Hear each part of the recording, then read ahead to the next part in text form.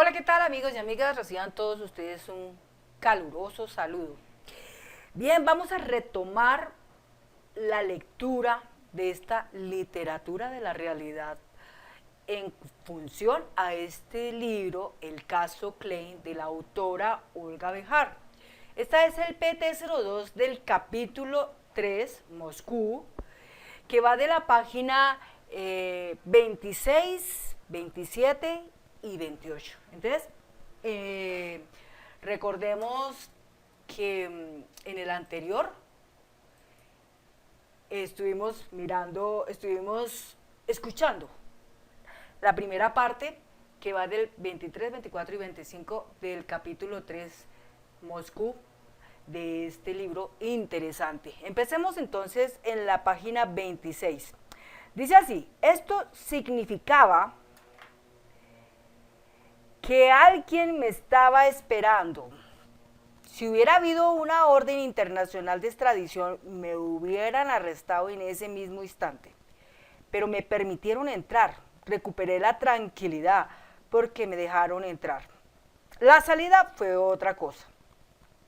El arresto fue 4 días después en el mismo aeropuerto, cuando iniciaba el camino de regreso a Tel Aviv, después de todas las citas. De inmigración me llevan a la Interpol. En la Interpol hay gente de las PSB y son ellos los que me hacen el interrogatorio y no la Interpol. Es cuando me muestran la orden de arresto por solicitud del cónsul de Colombia en Moscú.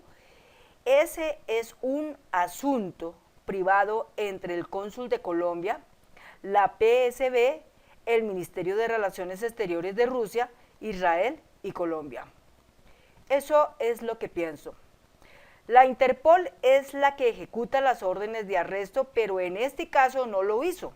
Quien hizo el trabajito fue el cónsul colombiano con la Oficina de Inteligencia del Ministerio de Relaciones Exteriores, la PSB. Eso es un asunto privado, porque debería haber pasado a través de la Interpol y no fue así. Ahora, ¿cómo iban a saber que Jair Klein iba a llegar a Rusia? Aunque en ese momento no lo podía establecer. Hoy pienso que la trampa provenía de Israel y no de los rusos, porque ellos estaban sorprendidos de que hubiera regresado sin problema a mi país luego del último viaje a Moscú.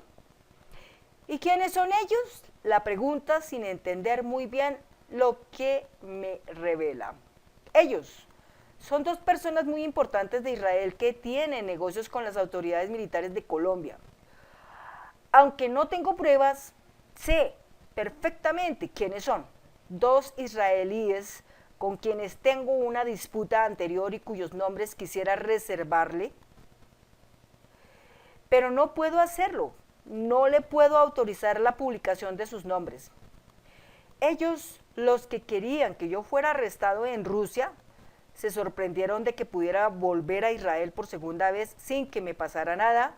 Investigaron y descubrieron que ya no era Gale, sino Klein. Por eso la advertencia en el computador semanas después y mi detención al final de este viaje. El Ministerio de Relaciones Exteriores de Israel no hizo nada cuando supo de mi detención. Un periodista ruso, Miki, entre paréntesis, no recuerdo el apellido, cierra paréntesis, le preguntó a la canciller Tzipi Livni por qué no se preocupaban por Yair Klein, y ella le dijo que hablara con Ehud Barak, que es el ministro de Defensa. Ella es la ministra de Exteriores. ¿Para qué mandarlo donde Barak y no responder qué estaba haciendo mi gobierno al respecto? Luego, Simón Pérez se encuentra en Moscú con el primer ministro de Rusia, Dmitry Medvedev. Una periodista le pregunta por qué no están haciendo nada por Yair Klein y él contesta: averigüe con el Ministerio de Defensa de Israel. Como le expliqué hasta ese día, yo no sospechaba nada. Resulta que Mijael, el abogado, pidió una cita con un exfuncionario del Mossad. Hoy en día es un VIP que tiene buenas conexiones en Rusia y le contó la historia de lo que pasaba conmigo. El exfuncionario averiguó y llamó a mi abogado. Vas a recibir una respuesta. 2 días después le contestaron a Mijail. Eso es un problema económico, chequen en Israel. Mijail me hace llegar una comunicación en la que me pide que averigüe y le escriba quiénes son mis enemigos de Israel. No tengo enemigos, le aseguró. Empezamos a meternos en internet. Allí descubrimos que varios israelíes tenían oficinas en Colombia para el comercio de armas. Yo no sabía nada. Me dijeron luego que incluso el actual presidente de Colombia, Juan Manuel Santos, aparece en la publicidad de una de esas empresas, pues tiene negocios en Colombia desde cuando él era ministro de Defensa.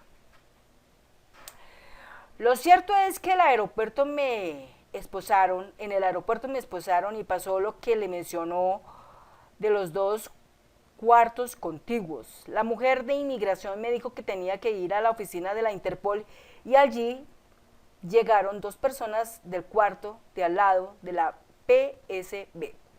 Lo primero que me dijeron fue que un abogado estaba en camino, que no demoraba en llegar. En efecto, apareció un hombre grandote y gordo, sacó una tarjeta que contenía información escrita en ruso y me dijo que era abogado. Pero yo no hablo ruso, me aseguró. Esto va a ser algo corto, yo voy a arreglar todo y pronto te van a soltar. No importó lo que tuviera que declarar.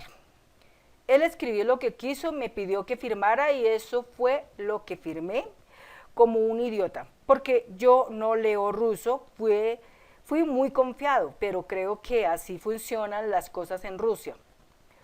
Como en la declaración el abogado escribió que yo admitía tener una plantación de coca en Colombia, me arrestaron por narcotráfico. Eso no tiene ni pies ni cabeza, pero en Rusia todo vale. En la cárcel hicieron de mí un narcotraficante, en la televisión rusa salieron todas las noticias sobre mi arresto, al día siguiente dijeron que la PSB estaba investigando si yo había hecho algo contra Rusia. Después de 3 semanas, los noticieros de televisión de Moscú revelaron que Rusia no tenía nada en contra de Yair Klein. Un día después de mi detención llegó el comandante de prisiones de la zona de Moscú a decirme que luego de una semana era probable que me dejaran en libertad. En ese punto, usted se preguntará si yo había llegado a Rusia para hablar con la PSB antiterrorista sobre el negocio de los carros blindados. ¿Por qué estaba preso? Lo que pasa es que hay 2 PSB, una del Ministerio de Relaciones Exteriores y otra de antiterrorismo. El organismo ruso del Ministerio de Relaciones Exteriores fue el que me arrestó porque no sabía que iba a hablar con sus colegas de antiterrorismo. Hay que explicar además que la PSB de antiterrorismo es más fuerte que la PSB del Ministerio de Relaciones Exteriores y los primeros empezaron a utilizar sus palancas para soltarme. Por este motivo le pidieron a Israel escribir una carta de respaldo. Hubiera podido quedar libre después de una semana, pero Israel se negó a escribirla. Viene aquí un pequeño párrafo en cursiva, dice así: curiosa situación la que le presentaba a Klein 2 organismos de inteligencia rusos con una papa caliente entre sus manos, y ellos, sus rivales que querían sacarle del camino.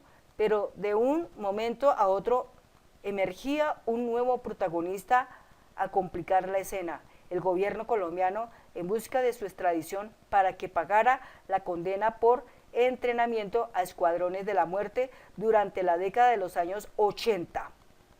Ante tal maraña de circunstancias e intereses, Yair Klein se convirtió en un prisionero apetecido. Bien, amigos y amigas, esa es la página 28. En el próximo video estaremos comentando el resto de páginas en la parte PT-03 del capítulo 3, Moscú, de este libro, el caso Klein, el origen del paramilitarismo en Colombia, de Olga Bejar. Muchas gracias.